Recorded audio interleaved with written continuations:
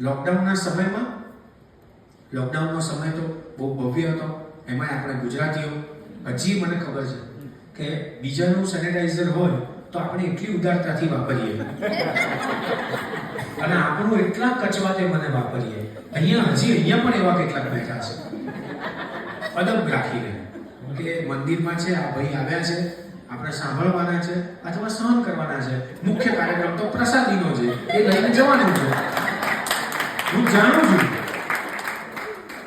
પણ મને એમ થાય કે આ થોડીક મિનિટો આપણને મળી, એ મિનિટોનો આનંદ કેવો હોવો જોઈએ, એ મિનિટોમાં કેવું જીવવું જોઈએ.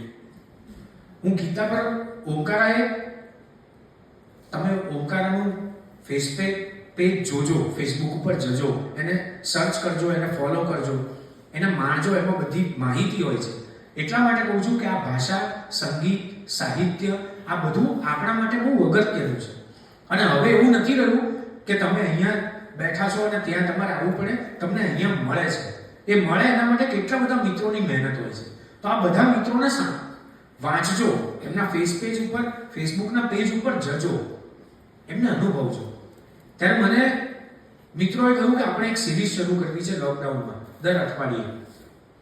મેં બહુ નિખાલસતાથી કીધું કે સાહિત્ય અત્યારે નહીં ચાલે, કારણ કે માણસ બેઠો થવો જોઈએ. અત્યારે માણસને પોતાની ઉપર ભરોસો જ નથી રહ્યો. તમે જુઓ, મૃત્યુની બીક આપણને એટલે લાગે છે કે ત્યાં એકલા જવાનું છે. એકલા જાગ્યા મનવા એકલા જવાના, સાથી વિના સંગી વિના એકલા જવાના. ત્યાં જો એવું કીધું હોય કે ટૂર લઈને તમે જઈ શકો છો તો ઘણા તૈયાર થઈ જાય. પણ હું જઉં ને પછી આ અહીંયા મજા કરે, એ નહીં ચાલે.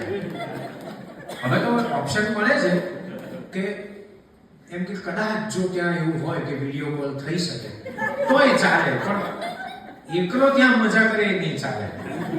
આપણે કેવા, આપણી અંદરની આપણી માનસિકતા તમે જુઓ, આપણે કેવા છીએ. ક્યારેય અંદર નજર કરી છે, ક્યારેય જોયું છે? ત્યારે મેં કીધું કે આપણે ગીતા ઉપર પ્રવચન કરીએ, અને એ પણ ભાષ્ય. 6 પોકેટ જીન્સ ને ચાઇનીઝ કોલર શર્ટ પહેરેલા છોકરાને સમજાય એવી રીતે કરીએ.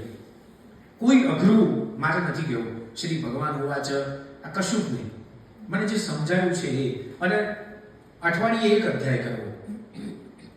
અને આ 737-800 શ્લોકોની ગીતા, એનો એક અધ્યાય 3-3.5 પાનામાં મેં લખ્યો હોય. પછી પહેલા બોલાયું, પછી લખાયું. ત્યારે મિત્રોને ખબર છે કે એક જગ્યાએ ગીતામાં આવ્યું કે આમાં હું વૈશ્ય છું, આમાં હું શૂદ્ર છું, આમાં હું ક્ષત્રિય છું, આમાં હું બ્રાહ્મણ છું. ત્યારે હું અટકી ગયો. મેં કીધું જે ભાગ પાડીને જીવે એ ઈશ્વર ન હોય, એ કૃષ્ણ તો ન જ હોય. પછી મને જ વિચાર આવ્યો, જે એમણે જ આપ્યો. હું તો ટૂલ્સ છું, વાજિત્ર છું. એ બોલાવે છે, એ વગાડે છે, હું તમારા સુધી પ્રસ્તુતિ કરું છું. પછી મને થયું, હું કોઈની નિંદા કરું છું ત્યારે હું ક્ષુદ્ર છું, હું કોઈનું અશુભ વિચારું છું ત્યારે હું વૈશ્ય છું, હું કોઈકના માટે લડું છું ત્યારે હું ક્ષત્રિય છું, અને હું કોઈકનું શુભ વિચારું છું ત્યારે હું બ્રાહ્મણ છું. આ કૃષ્ણ છે. કૃષ્ણ એટલે જ આપણને આપણા જીવનની નજીક રહ્યા છે. નીતાબેને બહુ સરસ કીધું. મને મર્યાદા પુરુષોત્તમ કેવી રીતે કીધું ખબર નથી. હું મારામાં નથી મર્યાદા એ શોધું છું, પુરુષોત્તમ શોધું. પણ તમને લાગ્યું હોય તો મને તો આજે એવોર્ડ મળી ગયો કહેવાય. કે હું આટલો સિરિયસ, આટલો સફળ છું એવું કોઈકને ખબર પડી, એ મારા માટે બહુ આનંદની વાત છે. રામ અને કૃષ્ણ વચ્ચે ભેદ એ જ છે કે રામ જ્યાં ગયા ત્યાં પહેલેથી પ્રતીક્ષા છે. તમે અહલ્યાને તપાસો, તમે શબરીને તપાસો, એક અર્થમાં રાવણને તપાસો. રાવણ પણ રામની રાહ જોવે છે.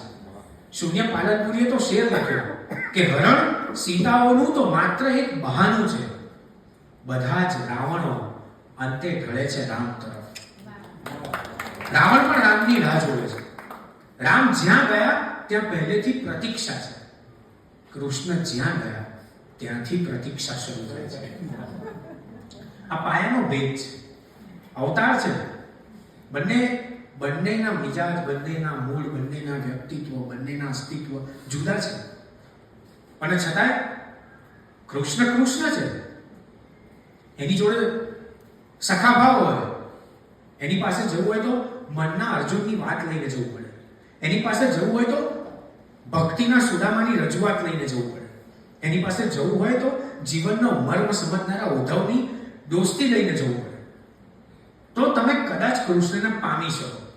અને એ રાજી કરે, એ રજા આપે, એ મંજૂરી આપે તો 80-82 વર્ષના એક વૃદ્ધ દાદા, આંખે દેખાતું નહોતું, અને એના દીકરાને કીધું કે બેટા આ વખતે તો દ્વારકાધીશના દર્શન કરવા લઈ જા. એટલે દીકરાએ કીધું પપ્પા ઉંમર થઈ ગઈ છે, શરીર આટલા બધા રોગોથી પીડાય છે, આંખે દેખાતું નથી, દર્શનનું ઘરે જ રાખીએ તો, માની વાળીએ તો. પણ જનરેશન ગેપ એટલે દીકરો આર્ગ્યુમેન્ટ કરે, દાદા પિતા સામે આર્ગ્યુમેન્ટ કરે કે મારે જવું છે, દર્શન કરવા છે. દીકરાએ કીધું કે આટલા બધા રોગોનું ગેટ ટુગેધર છે આખું શરીર, તમે રહેવા દો. પછી જનરેશન ગેપ બહુ થઈ એટલે દીકરાએ તોછડાઈથી કીધું કે એક તો આંધળો છે અને શું દર્શન કરે છે.